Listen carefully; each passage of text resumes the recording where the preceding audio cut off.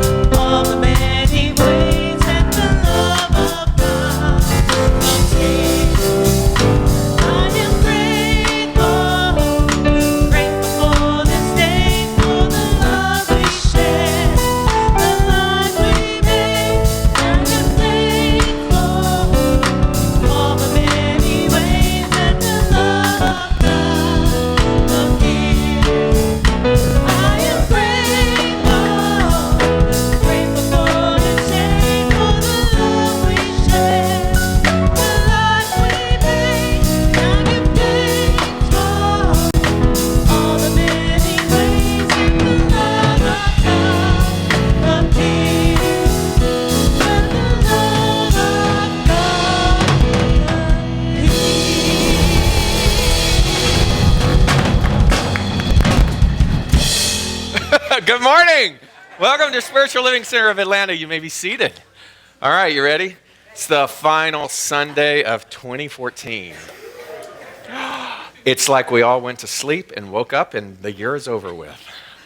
But welcome and thank you for spending this gracious, momentous day with us. I've had quite an enjoyable ride for the month of December in bringing you a whole different theme of looking at and examining the story of light and the season of light. And we will conclude that today.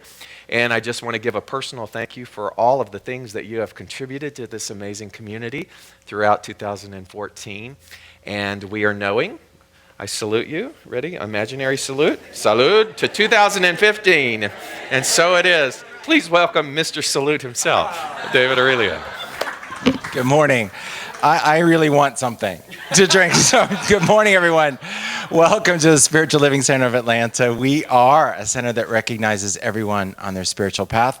And we hope to be a place of great inspiration, thus allowing you to tap into your inherent greatness. And as Reverend David said, it's the last weekend of 2014, but we're going out with a bang. We got lots of stuff going on, and I want to bring your attention to it because next week we have a whole list of new things for 2015. So first and foremost, this coming Wednesday, that's our second to last holiday event. That is on New Year's Eve morning, 7 a.m., Global Peace Meditation. We hope you'll join us for that. We're going to be open. The offices are going to be open Monday and Tuesday, regular business hours. Wednesday will be open, of course, for Global Peace Meditation, and then we'll be closed for the remainder of the week for New Year's Day, a holiday, and then we'll reopen again next Sunday. But again, that Global Peace Meditation, if you've never been, I encourage you to take place in that because it's a beautiful, beautiful way to set the intention for the global peace and existence and consciousness for all of us. So please join us for that. And then our next event and our last of our holiday events will be the Burning Bowl, which is on January 4th. That's become a favorite. And for those of you who aren't familiar with it, that's where we put our intentions on magic paper. We throw them into this big pot over here, and David flames up to the ceiling. It's amazing. So, and we just hope we don't set off any alarms. But join us for that because that's always a great way to start off, again, the new year. Winter and spring classes are starting that following week. I can't believe it. Starting on January the 7th is our first class. And then on the 8th, Reverend Pat starts her classes on that Thursday. So please get a flyer if you have not done so, a brochure out there, and sign up for classes so we can, again, set space and intention. Books are already available at the bookstore for those classes if you have signed up, so please do so. I also want to bring your attention to the online classes. We've always got updates going on with that because it's happening quickly every day. Tracy Owens is going to give us an update on Spiritual Living Institute. Tracy. Good morning. So we are so excited that a week from tomorrow, we are launching 2 brand new classes on SLI, spirituallivinginstitute.org. So before I launch into that, I wanted to just say thank you. Thank you for your registrations. Thank you for all of the traffic that you have you've been visiting the SLI website, and it's just so exciting. Go check out the blogs if you haven't done so already. We're launching those 2 classes, and I just want to highlight those 2 classes for you. The Power of Prosperity, the 4 Basic Principles of an Abundant Life. That is with Joel Fatinas.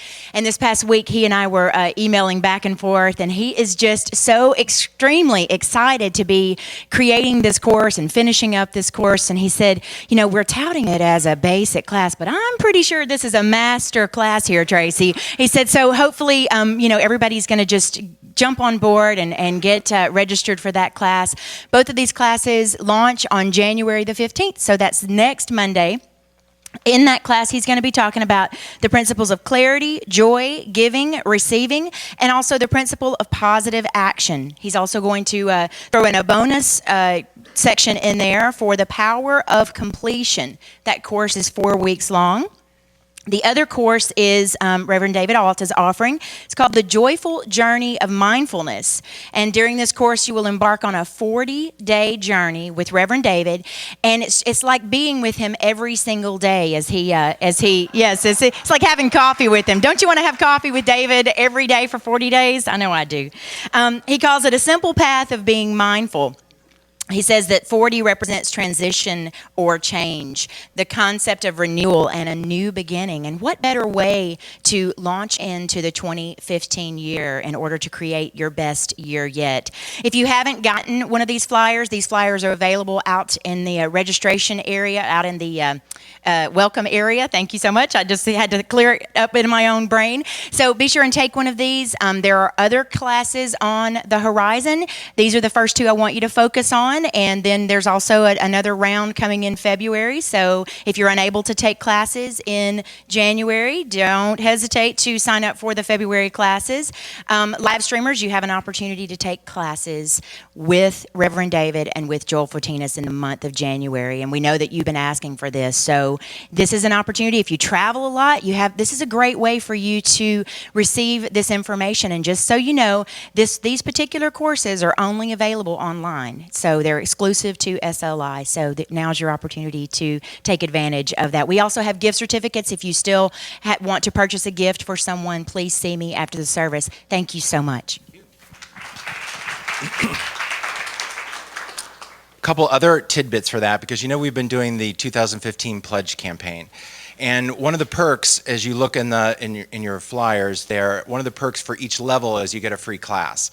So if you, as you do that, if you take a live class here at the center, you can do that free. It's love offering, so you just pay the certification fee. If you wanted to do a online class, and that was one of your free classes for being a pledger, you let Tracy know that. You just have to cover the licensing fee, which is minimal, and then that also we can put that towards your free class as well too. So pledgers, take advantage of that opportunity. See Tracy about that. In addition, pledgers, at the end of the year, pledging still goes to the very end of January. December rather. I'm going to hold out till the 31st, and then at that point, check your mail and save the date for January the 10th, because Reverend David's going to do a special one-day class for pledgers only. To set the intention for the year. It's not an all-day Saturday, but a good portion of the day Saturday, and we'll have coffee with you again. So we'll spend the day with him, and he will help us set the intention for that. So again, check your mail for that. Save the date for January the 10th for those that are pledgers. If you're not a pledger, still time to do so. Please take advantage of that. Choir CDs still available. We'll be selling those out at the table. We moved the couch out of the way because it's raining outside, so you'll find the table right there. Baji and Tai Chi for Beginners returns in 2015. She had great response from this last in the fall quarter because she did the introduction. She did 2 sessions, so she's going to do it again on January 6th and the 13th. She'll do a video and demonstration. And this is, again, for us beginners who don't really know what we're doing and think we know what we're doing. You want to do your yoga? Yeah, that's not what we're supposed to do. So, so specifically, she tells us how specifically we should be doing yoga, and then she helps us get ready for that. And then the classes officially start on January the 20th through February the 10th. And that's Tuesday nights, 6 to 7. Join us for that. And if you have more information, you can see her at any time. Do we have any visitors joining us for the very first time today? Got up early. Welcome to you. Will you stand up so we can welcome you officially? Welcome to you. You're receiving a CD case so that you can redeem that at our visitors table for one of Reverend Dr. David Ault's talks, especially selected for you. Thank you. Hope to see you again in the near future. We have meditation 10:50 to 11:10 in the lower sanctuary space. Have a very, very happy New Year and a great day. Have a good week. Awesome. I just want to give a quick thank you to Tracy Owens and the marketing team that have done such exemplary work for Spiritual Living Institute. All eyes are on us. When I say all eyes, I'm talking about the global CSL movement. Even the publisher of Science of Mind magazine now wants to be a part of it. And so we're setting an example. And part of that example is about a mission of helping to and assist reawakening all to their spiritual magnificence, not just Atlanteans, but all. So we've begun incremental steps by live stream and now through these global classes. And so thank you, and a continued reach out to you to help us make this a success. So thank you so much for all your time and effort. Please stand. Take your programs. You will find inside the Declaration of Principle. And hey, why not? For the last time of 2014, let's pause for a moment and just look at these words. And when I say pause, I want you to examine what it is that you're about to say. And allow yourself to really dive deep and go to a place that is fully committed to these words. Are you ready? Take a breath. Here we go. I believe in one God, one absolute power and first cause to all things. I believe that this power is perfect love, and it creates out of a desire to express love. I believe that all thought is creative, and how I choose to think creates my personal experience. I believe in the unity of all life and the immortality of the individual soul forever unfolding. I believe in the eternal goodness, the eternal loving kindness, and the eternal givingness of God to all. Remain standing. Our song this month, Sacred One, is on the inside handout.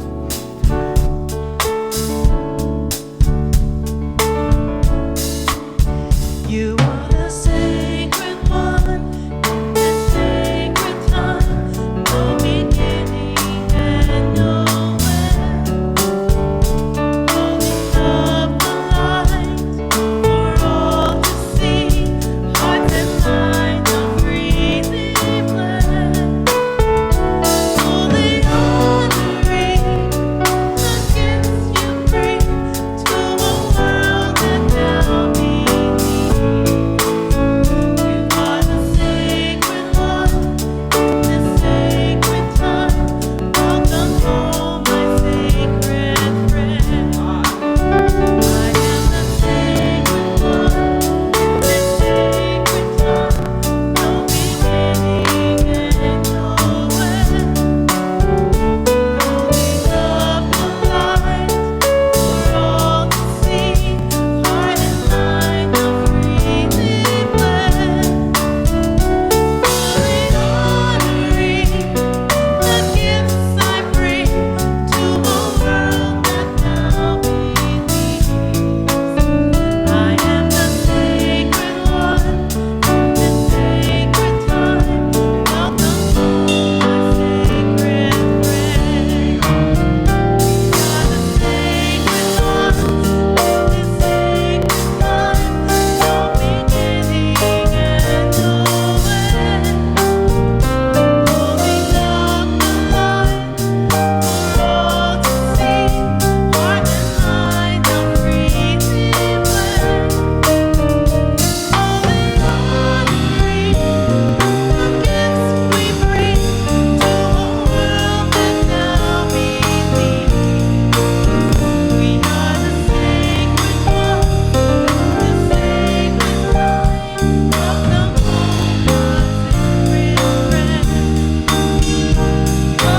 home, my sacred friend. Welcome home, my sacred friend. Turn to those around you, say Happy New Year, and welcome to Spiritual Living Center of Atlanta.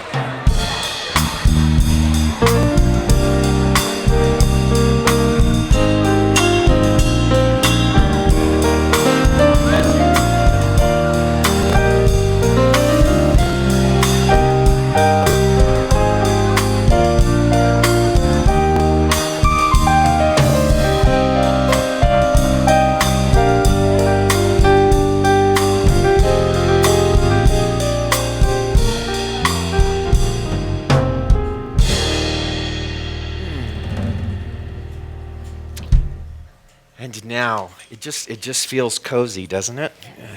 Beautiful darkness, rain outside and light inside. And as we take the combination of those two things, let us turn within for our contemplative time.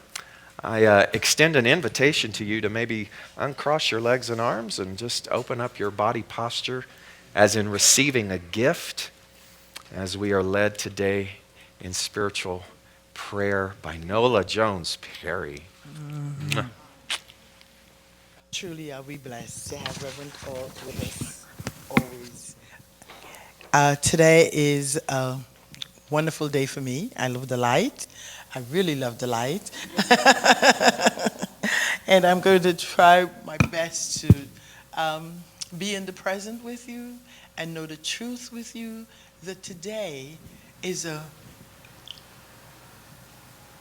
point in our lives where freedom, the theme of Dr. Ault's talk today, is something that we have to accept as a gift from God. It is a law of liberty within us. And I'm going to read from our textbook what Dr. Ernest Holmes says about it. And what he says is that the seed of freedom has been planted in the innermost being of man. But like the prodigal son, man must make the great discovery for himself. The divine plan is one of freedom. Bondage is not God ordained. Freedom is the birthright of every living soul. All instinctively feel this. The truth points to freedom under law. Thus, the inherent nature of man is forever seeking to express itself in terms of freedom. We do well to listen to this inner voice, for it tells us of a life wonderful in its scope, of a love beyond our fondest dreams, of a freedom which the soul craves. And when I thought of freedom, I thought of that day when I had just gotten a bike and I was riding and I got to feeling the freedom and I just let my hands go. Have you had an experience like that? That's a sense of freedom. And that's what we're going to bring up this morning and try to live from, because we have to live in spirit to discover that which is already given to us. I live from spirit. I am anchored in spirit. And as I'm going to share this treatment with you, take it for yourself. You can close your eyes to limit your distractions. For as I look into the indwelling freedom, the law of liberty, I must live and walk in the Spirit. Spirit is that Christ consciousness with which we have been endowed. As we prepare to do this affirmative prayer, make yourself comfortable and know that I'm saying it in the first person and you can take it for yourself. I know that there is only one presence, one infinite intelligence, one power, which I call God. And I am one with this infinite intelligence. This perfect right action of spirit expresses through me as life, as love, as passion for the truth that I am spirit.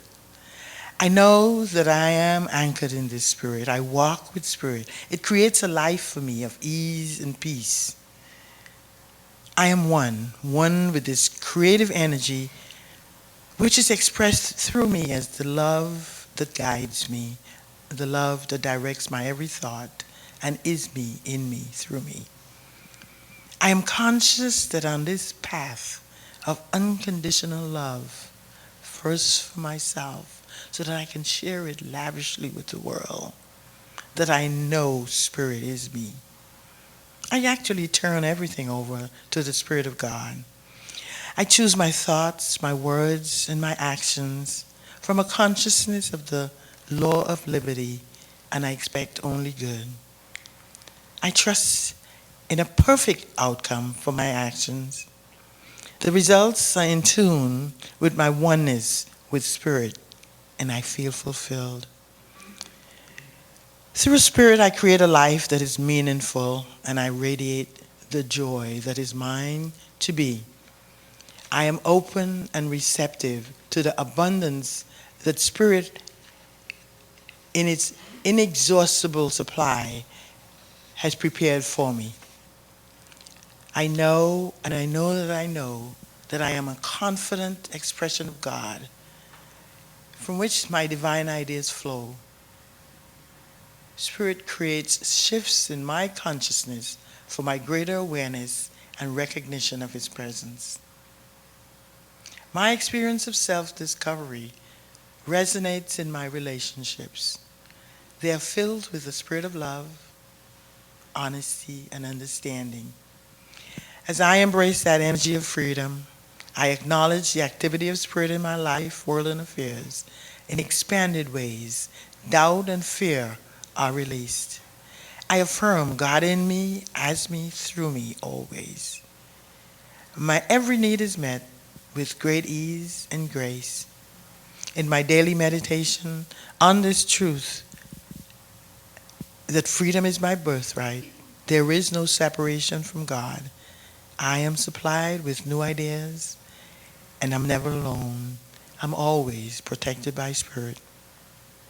Knowing these truths, I give thanks for this knowing, and I say, and so it is as I release this truth to the law of mind, and so it is. And I thank you.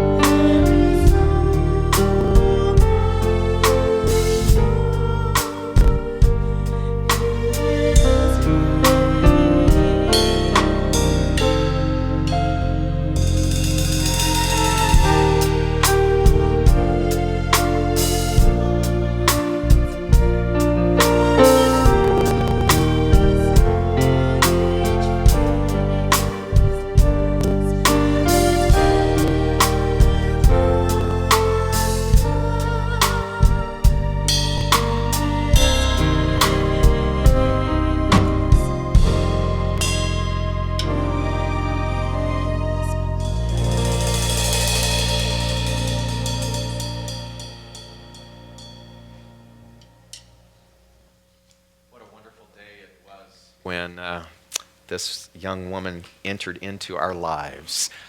She brings her gift, her talent, and her heart and her music. Please welcome Burnett Sherman.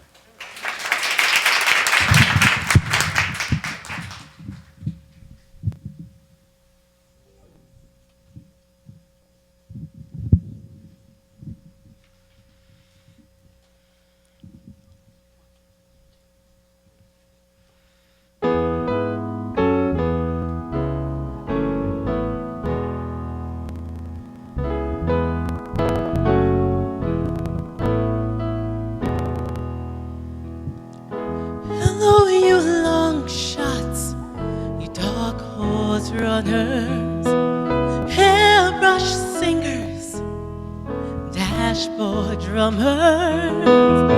Hello, you wild magnolias, just waiting to bloom.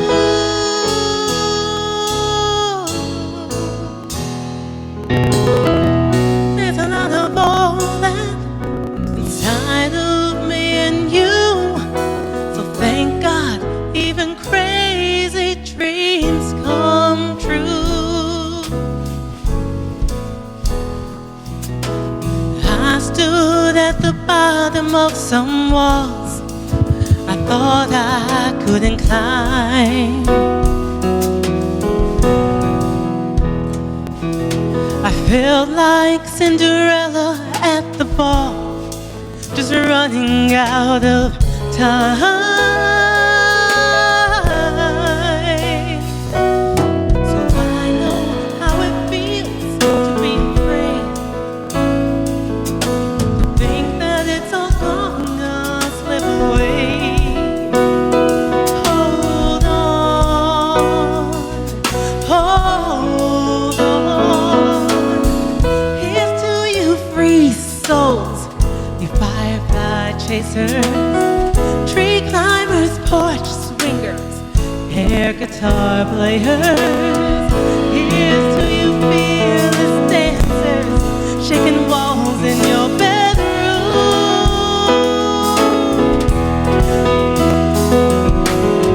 There's a lot of wonder left inside of me and you. Thank God, even crazy dreams come true. Never let a bad day be enough to go and talk you into giving up.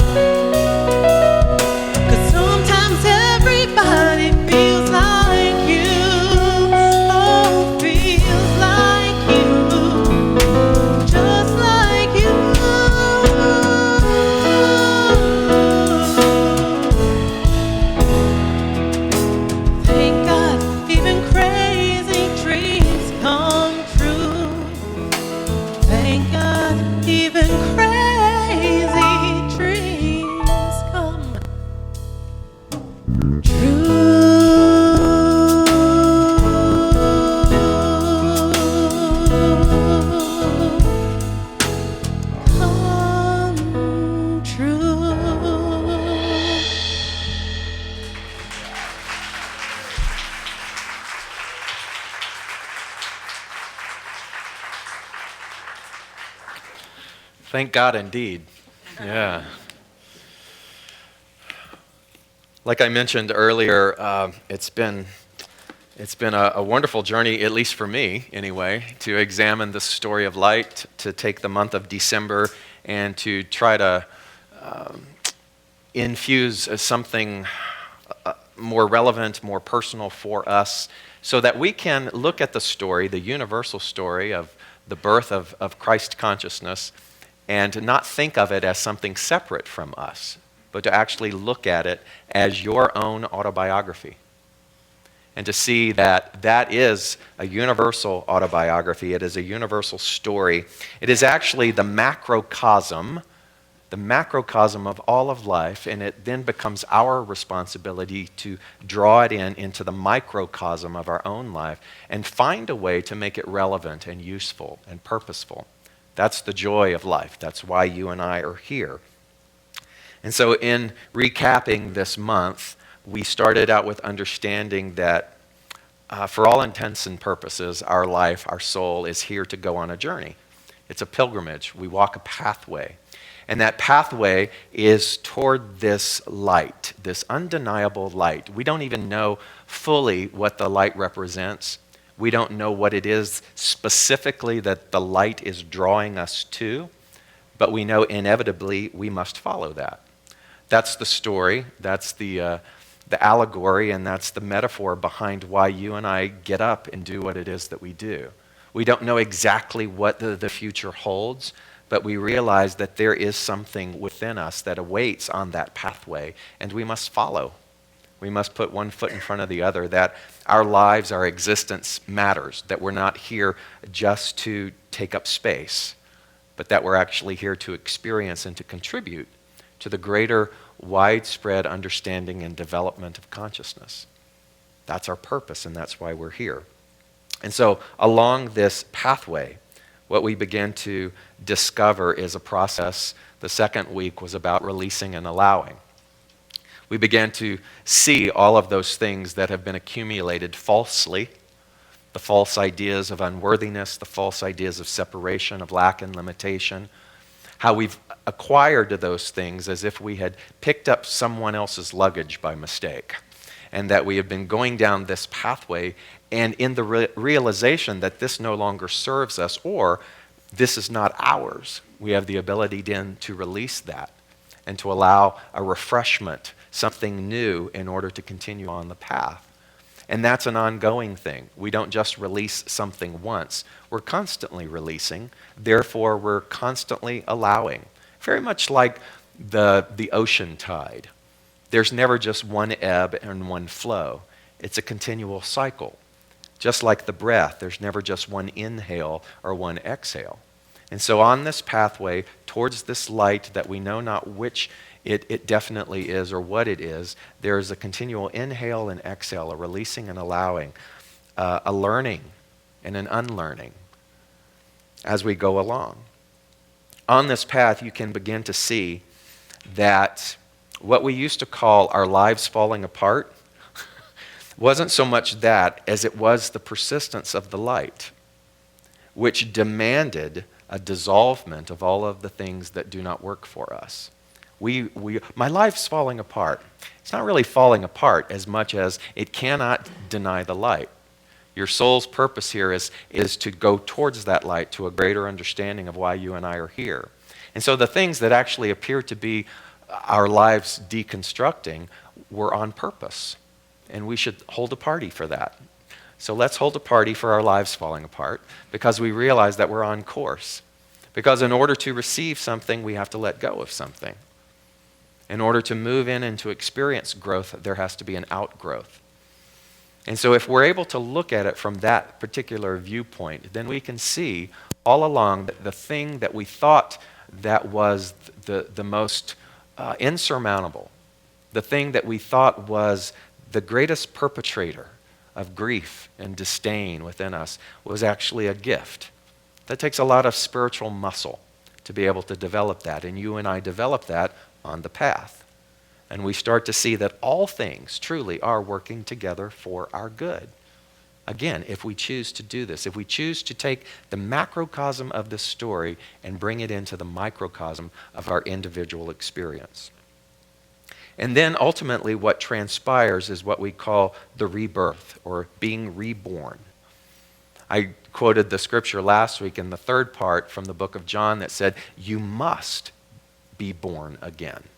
Not from a place of looking for something outside of us for salvation, but you must be reborn or reminded in consciousness of the truth of who you are. You must, because it's a part of the divine plan for each and every soul. You must. And so we either accept that call, that challenge, or we don't. We either resist it or we allow it. But I'm here to tell you and remind you, and I think you get this, that the sooner that we're able to allow such things, the sooner that we're able to allow the magnificence and the exquisite nature and gifts and talents that are so uniquely you and I, the sooner that we allow that, the more that we begin to reap the harvest of why we came to be. And so instead of talking about something or wishing for something, we began to be a part of the manifestation of that something.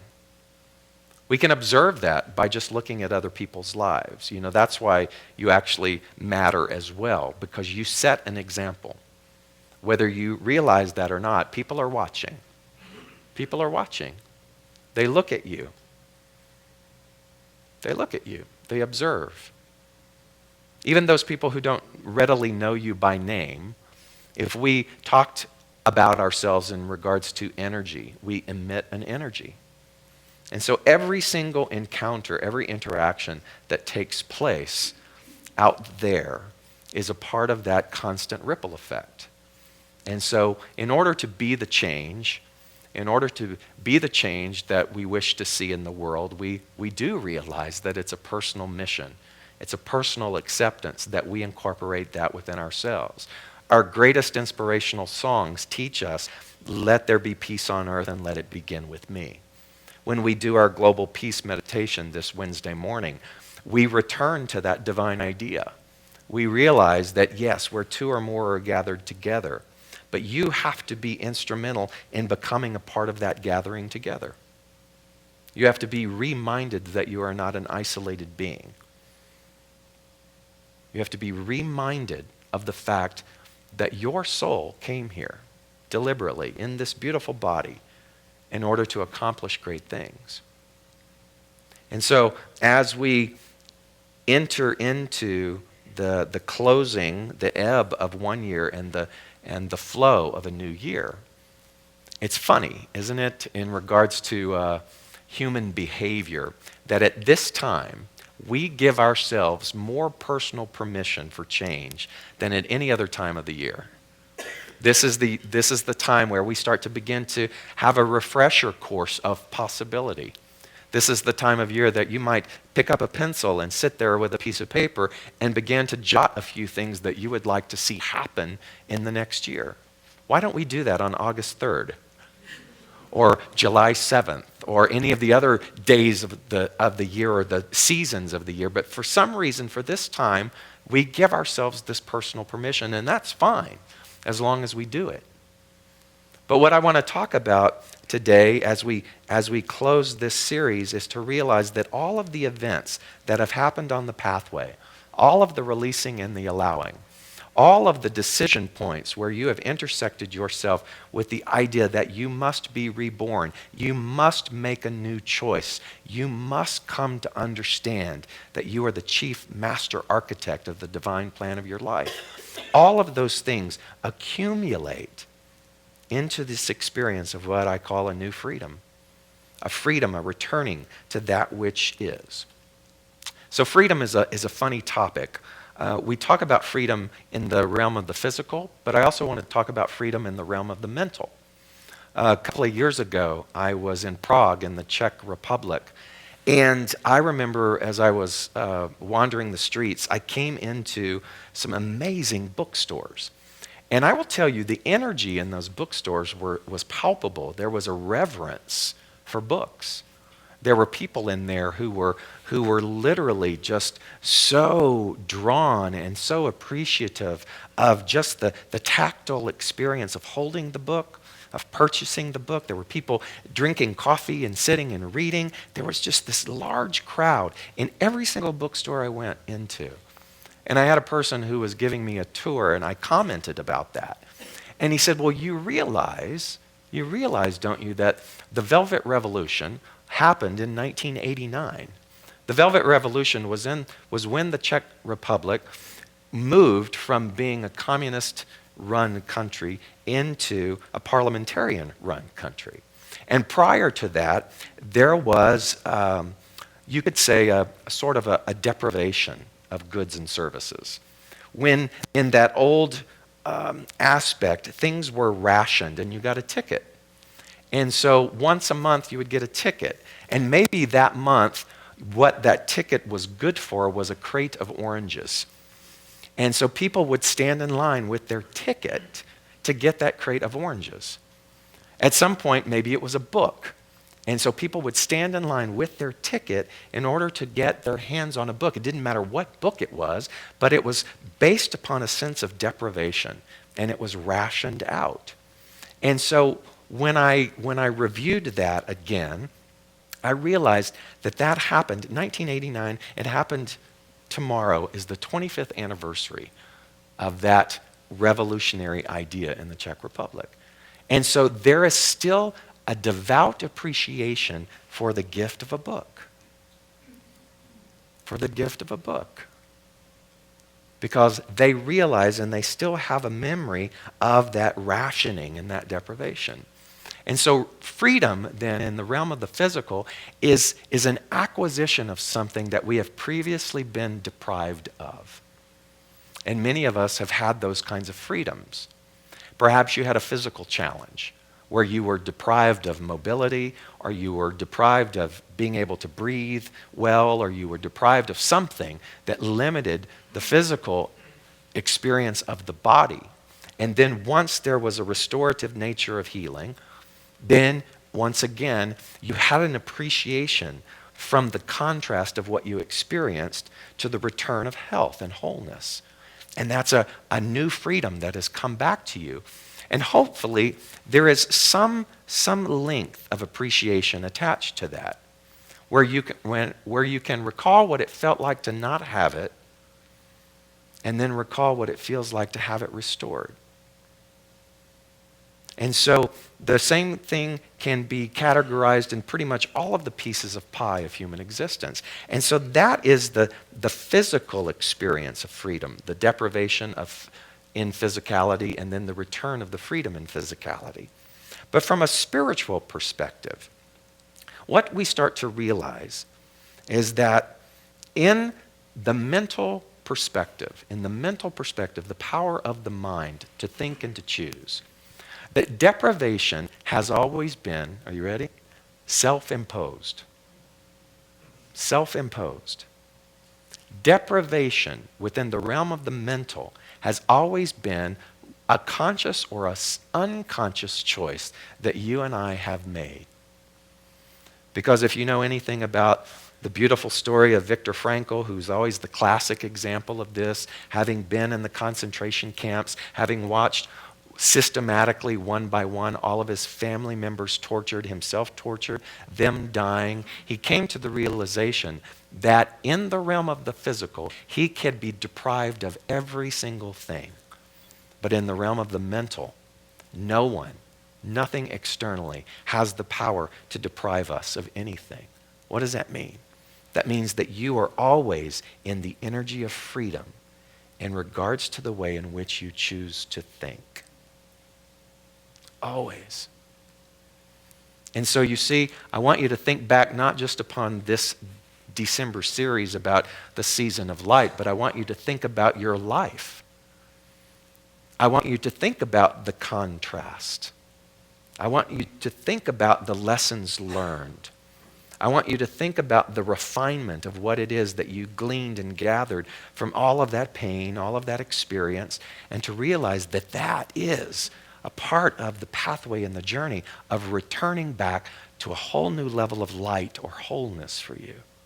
That's the calling. And what we wake up to, or what we are reborn, we must be born again. What we are reborn to is that all along we have had freedom. All along we have had freedom. All along we have had the ability to make a different choice other than one that was based on what we are experiencing in the physical realm. And that, my friends, is Spirituality 101. That is the base course, 101. That is the invitation and the instruction for all of us to look at what it is that we complain about, what it is that we fear, what it is that we resist, what it is that we painfully hold on to in regards to story, and to realize that all of those things have its origin in mind. All of those things has its origin in mind. I've often said that things out there, the world of effect, is not good or bad. It just is. It is the thought that we attach to those things that determines whether we believe that they are good or whether they are bad. That's perspective. So you and I could be standing, having an experience, and we could have two different perceptions of that experience. It's not the experience, it's the perception of the experience. And so we can now look at our lives and we could still view it from a place of regret and remorse. Oh, I should have. Oh, if only. If all of these things could have been different, then I would have been able to fill in the blank. I want you to realize that in regards to the theme of freedom, that continues the energy of deprivation. But to look back and say, wow, that was something. That was really something. I bless that ex. I bless that falling apart. I bless that challenge because I realize what it has done along this pathway is given me a clarity and a conviction in the idea that I must be reborn into the freedom of realizing that everything has its origin in mind. Everything has its origin in mind. What does that mean? In thought. Everything has its origin in thought. In metaphysics and religious science and all mental science practices, we call that cause. A first cause. That moment when you and I picked up that thought, we picked that thought, we chose that thought, we energetically consumed that thought, and that thought became our effect. And you and I are free to do that. You and I are free to do that. And so as we move through this, we realize that we are either in an energy of deprivation or an energy of freedom from a spiritual perspective. Now here's the real interesting part about that. Many of us have tried to fix our physical deprivation without first fixing our spiritual deprivation. You ever tried to do that? Isn't that fun? It's just maddening, isn't it? I've tried to rearrange the deck chairs of the Titanic of my story only to realize that it gets me nowhere. I have put the cart before the horse continuously over and over and over again, thinking that I could somehow bypass cause.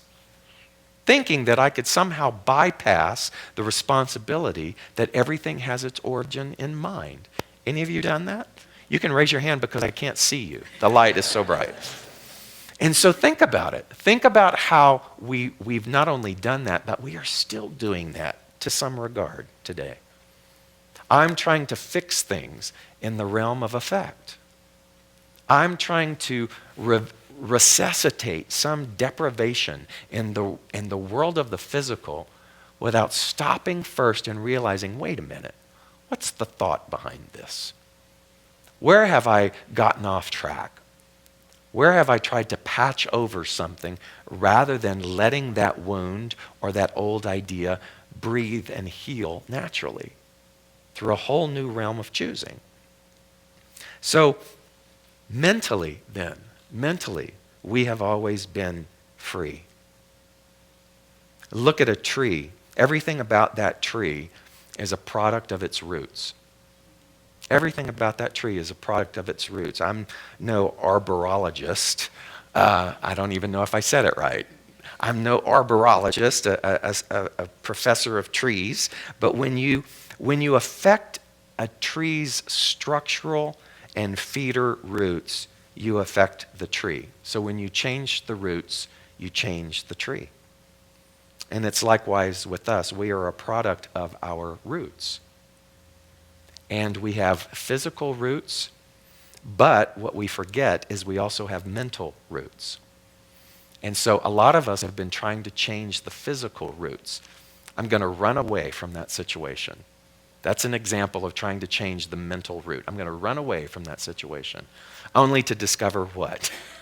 That wherever I go, there I am. Dang, I hate that. You know? Trying to change the mental root, meaning if I could only distance myself from something big enough, if I travel half across the world, if I marry to get out of the house. Any of you ever done that? I had sisters that married to get out of the house, only to realize that what they were taking with them was still the mental root and the cause of their disturbance within themselves. I quit a job with the energy of this, my anger and my resentment, only to be able to go into another job opportunity with this, to carry the same thing with me. Because I'm just physically moving from one building to the next. I'm just physically moving from one town to the next. I'm just physically moving from one relationship to the next. But I'm still bound by the mental roots that haven't changed. So if you want to change the tree, you have to change the root. If you want to change the experience, you have to change the root. And so when we start to really understand this, then what I love about this time of the year and what I love about this all-consuming sense of personal permission, whether you even thought about it or not, you're contemplating right now, what can I do differently? What can I do differently? What can I let go of? And that's good. I want you to use that. I want you to use this seasonal sense of permission to begin to set into place something that's definitive. And I want to remind you of a wonderful phrase from our founder, Ernest Holmes, that said, what we need is less wishbone and more backbone. And so if you and I then are going to set the stage for a new year, a new experience, a new freedom, if we're going to now take all of the things that we have gleaned on this pathway, if we take this Christ-conscious birth story from the macrocosm and direct it inward to the microcosm, what parts of this story now am I going to use for my benefit? Am I going to just discard it? Or am I now going to go and start to re-examine and change my mental roots so that I can begin to establish something different, something great for myself, and actually mean it? Man, if you don't know this guy, you have to look him up. His name is Prince E. Prince, and it's spelled E-A. And he is a rapper and a poet. And he has become a sensation because this guy is the real deal. He is the metaphysical bomb, baby. That's me being hip. Every Monday, you can YouTube him. Every Monday he puts out a new video. And they are some of the most clear, some of the most spectacular things I've ever been privileged to watch. I didn't even know this, but he's been brought on every talk show. And all of it he's doing is he's speaking truth, but he's speaking it from this beautiful clarity. He's channeling. It's amazing. And so I watched the video that he put out last Monday, and he asked this question, and this is so cool. He said, where do you think is the richest place in the world? Prince E, E-A, so you can write that down. Where do you think is the richest place in the world? He goes, it's not China, it's not Dubai, it's not New York City. He said, the richest place in the world is the graveyard, because that's where all of the dreams that were never realized are. That's where the inventions that were never invented are. That's where all of the music that never was composed is.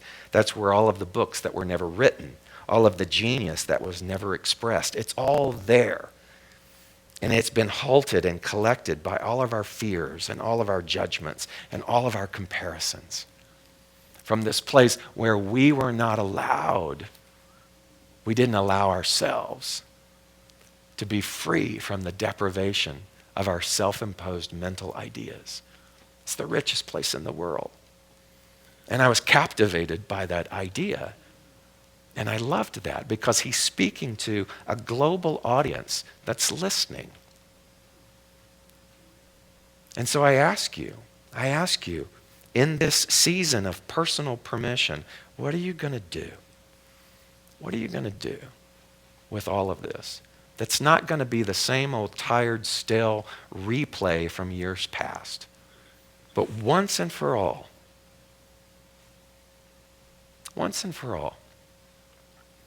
how are you going to take the macrocosm of the infinite potential of all that is creation itself and let that funnel itself into the microcosm of you? And to realize that that's what you're here to do. I made a little video myself this week, kind of the Prince E of SLCA, but I did it for Spiritual Living Institute. And I loved, the idea was to just talk off the cuff. And so the question was, how can I have my best year ever? I was like, ooh, okay. And I paused for a moment, and I went, okay, here we go. So the first thing that came out was, be bold. Be bold. Be bold. Because timidity, to me, is a wasteful use of your air and of your body and of your actions and your intentions. Be bold. And be bold is very subjective, because what being bold for one person means, it could be running a triathlon. And for some of you, it could be for the very first time you get up and you walk around the block. So you start to understand that being bold to you is very personalized. But it's the thing that makes you uncomfortable. It's the thing that requires you to stretch. It's the thing that draws to your attention the fact that at some level there is stagnation going on. And that light will not be denied.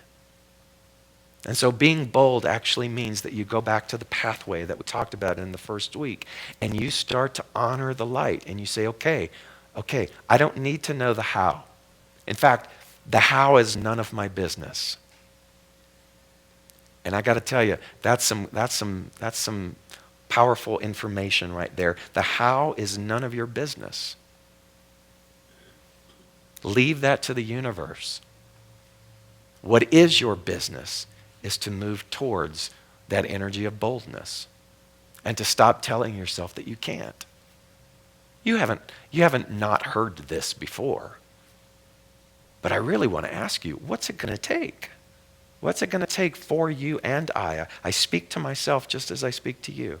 What's it going to take for us to honor that energy of boldness and begin to move into that direction? Freedom lies in being bold, says the poet Robert Frost. You see, freedom exists already, but your experience of freedom actually lies in the action of you being bold. Until then, you and I we're still locked in that physical deprivation. I want you to be reminded a little bit about what you are. You are intelligence in action. I was reminded this week that if the body heals itself at one thing, such as a cut finger, it can also heal itself of anything, because that's the mechanism within the body. And the mechanism within the body that does that is called intelligence. And that's you. That's you. That's you and I. And so you have to start to realize, what am I absorbing myself in? Who am I hanging out with? Am I hanging out with people who are willing to do the dance with boldness? Or am I hanging out with people who constantly are cautioning me not to do that? I ran across this quote from author and motivator Steve Mataboli. And he said, if you hang out with chickens, you're going to cluck. And if you hang out with eagles, you're going to fly. So which one are you hanging out with? Choose your poultry. Right? If you hang out with chickens, you're going to cluck. If you hang out with eagles, you're going to fly. In this year, don't you want to be surrounded by people who behave boldly? And then hand in hand with that, I said, be accountable.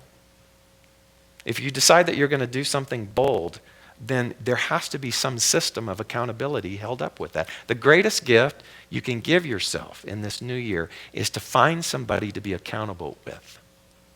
Find an accountability partner. Find a coach. Find an organization. Find some system.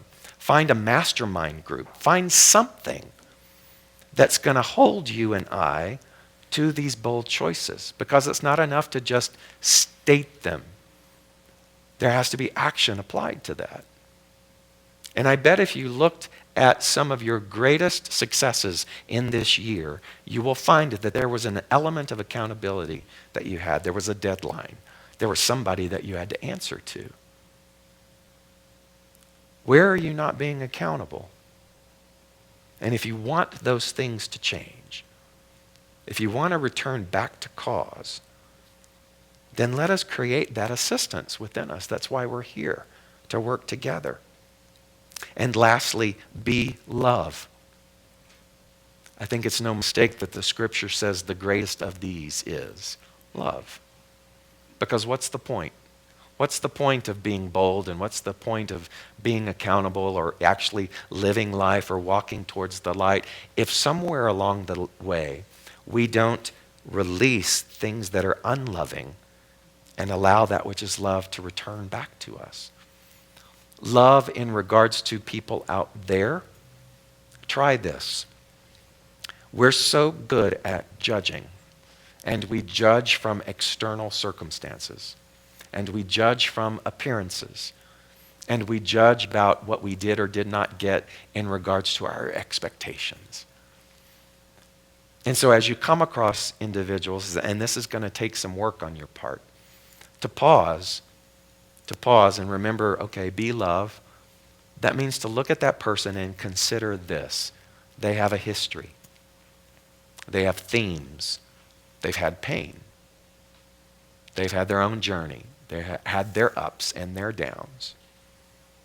And if in that moment you can just consider that and think about the fact that whatever it is that they go through, you too have gone through, then you will begin to dissolve the us and them, and you will realize that by choosing in that moment to do our utmost in loving that individual, not from a place of rescue, but from a place of just simply understanding them, then you have also then begun the practice of being loved towards yourself. That you have turned that around. And you have understood that in order for any of this mission, this life mission, of taking the macrocosm and funneling it into the microcosm, has to have its origin in those mental roots, the idea of the love of self. It's time to stop the self-deprecation. It's time to stop the self-medicating and the self-sabotage, and to realize that the only reason that I do that is because I have forgotten. I have forgotten who I am. I have gone to sleep. And if I must be born again, if I'm in to experience this new freedom, then it has to start with the idea of realizing that there was this divine connectivity that happened when the sperm and the egg chose and formulated as me, and spirit came to work as an instrument through this physical body in order for me to learn all that it came to learn in this experience. And so that is why we're here. And that is the freedom that awaits us when we begin to be bold and be accountable and to be love. So you have homework this week. And I want you to do this homework before you come back next Sunday for our burning bowl. I've never done this before. But I want you to get really clear on, if you've never been to a burning bowl ceremony, you get a piece of flash paper next week. And you write down what it is that you're going to release. And then very beautifully, we walk in line to this bowl that will be over here, where we ceremoniously release it and we let it go. Up until this time, we've always kind of done it on the spur of the moment, whatever's been going on or whatever you're called to let go in that moment. But this week, I want you to sit with it. I want you to perhaps even revisit all of the different podcasts of this month so that you can be reminded of the story. And I want you to be reminded of the story and then consider how it applies to you. I want you to look at the 3 B's of being bold, of being accountable, and of being love. And then I want you to start to write down this week what you want. What do I want? What do I actually want? I want you to practice articulating that, to speak it and to write it and to get clear, so that next week when you show up, you have a very definitive idea of what you are ready to let go of that doesn't serve you. And it's not ambiguous, and it's not off the cuff. It's very deeply entrenched in personal inquiry, so that the ceremony next week is not just yet another ceremony that we do every year, but it's the crossing of a threshold of one era of being into the next era of being. Do I have your agreement? Then you've got homework this week to do. If you didn't write that down, then you have to re-listen to this podcast before you re-listen to the first 3 in order to make sure that you have your assignment. So forget all your other plans this week, because this is your homework. You are free. You are free. You always have been, and you always will be. And I celebrate that freedom within you. And so it is. Thank you.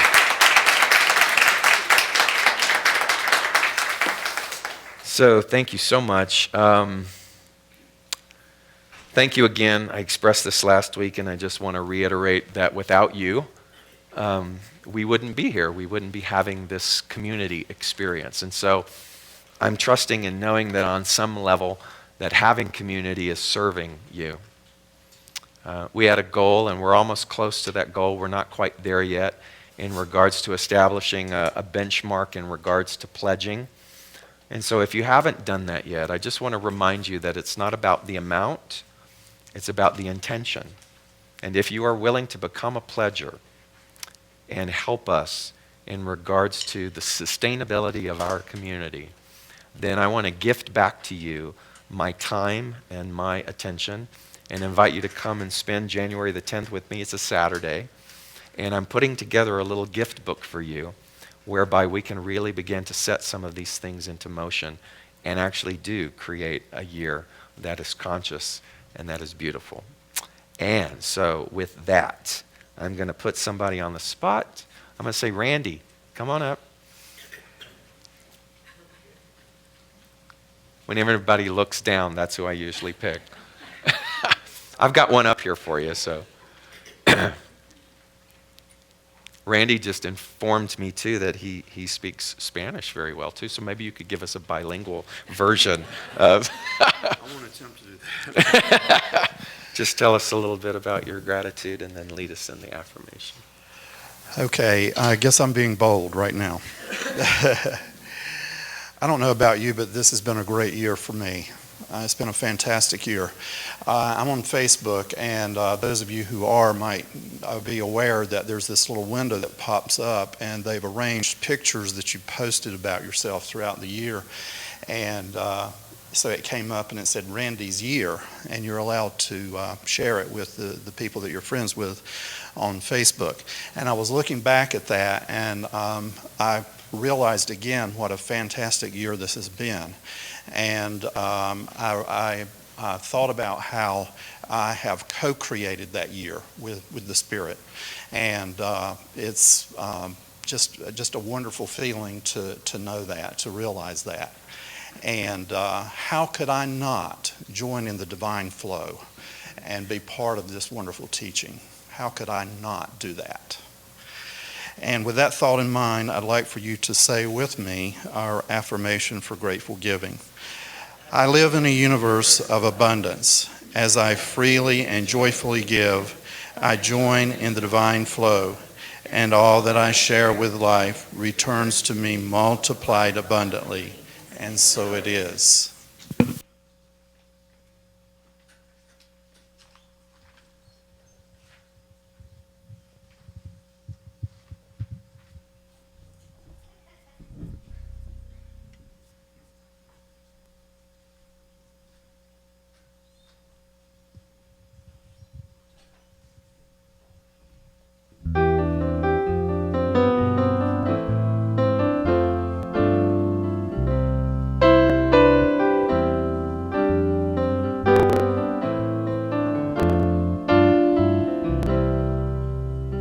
I set out on a narrow way many years ago, hoping I would find true love along the broken road. But I got lost a time or two, wiped my brow, kept pushing through. I couldn't see how every sign pointed straight to you.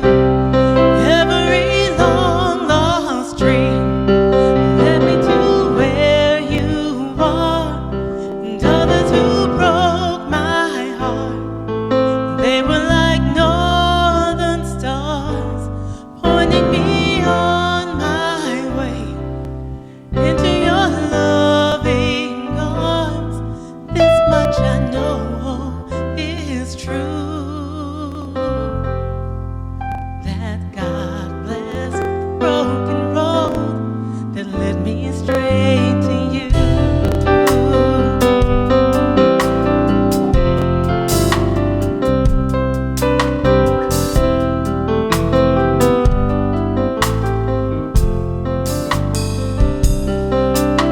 I think about the years I spent just passing through. I'd like to take the time I lost and give it back to you. But you just smile, you take my hand. You've been there, you understand. It's all part of a grander plan that is coming true. Every long lost dream led me to where you are, and others who broke my heart, they were like northern stars, pointing me on my way into your loving arms. This much I know is true, that God blessed the broken road that led me straight to you. And now I'm just a rolling home into your loving arms. This much I know is true, that God blessed the broken road that led me straight to you.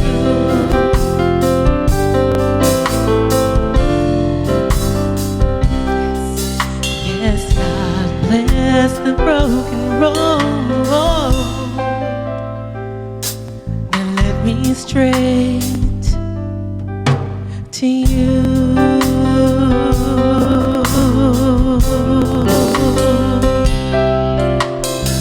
Let me straight, let me straight, let me straight to you.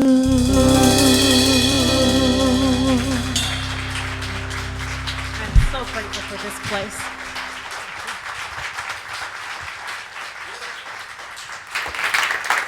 I think I listened to that song for the first time and interpreted it as leading it back to the essential you. So thank you so much, Burnett. It was gorgeous. If you would stand with me, I'm going to call our practitioners to come and line up before us. These practitioners are here to assist you in divine prayer. Look at these gorgeous beings. We've got Jesus. And so if you would, this is your opportunity to begin the process of setting an intention for what it is that you're ready to release and what it is that you're ready to allow. So just take a moment of your time and let one of these beautiful souls do that prayer for you before we go as we sing our closing song.